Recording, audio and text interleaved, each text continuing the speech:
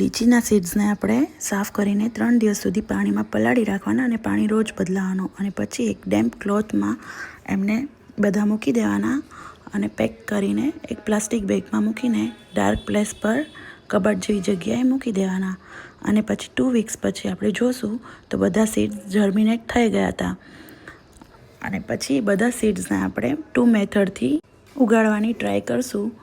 એક છે કોકોપીટવાળી મેથડ, જેમાં આપણે કોકોપીટ ભરશું એક કન્ટેનરમાં અને નીચે હોલ પાડી દઈશું અને પછી એક બીજું છે પાણીવાળી, એમાં પાણીમાં સીડ્સને મૂકવાના છે. તો મેં બંનેમાં મૂક્યા હતા અને પછી આપણે એમાં થોડું પાણી પાતું રહેવાનું. તો ત્રીજા દિવસે નાનકડું મસ્તું થોડું ઉગીને નીકળ્યું છે એવું દેખાય છે અને પાણીમાં પણ થોડું મસ્તું ગ્રીન દેખાતું હતું.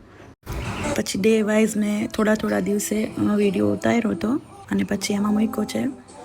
પાણીમાં થોડું નાનું રહેતું હતું પણ કોકોપીટવાળું હતું એ જલ્દી ફાસ્ટ વધવા માંડ્યું હતું.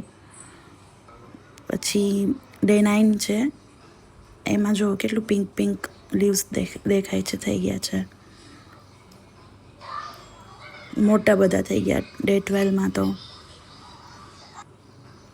ડે 20ના તો ગ્રીન કલરના થઈ ગયા, એટલા મોટા થઈ ગયા હતા.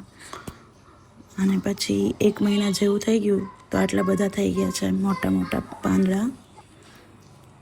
અને પછી મેં શું કર્યું કે પાણીમાં જે હતું એને પણ મેં કોકોપીટમાં મૂકી દીધું, કેમ કે પાણીમાં વધારે બધા એક જ થયું હતું, બાકીના બધા નહોતા થયા. એટલે મને એમ થયું કે હું કોકોપીટમાં આને પણ મૂકી દઉં.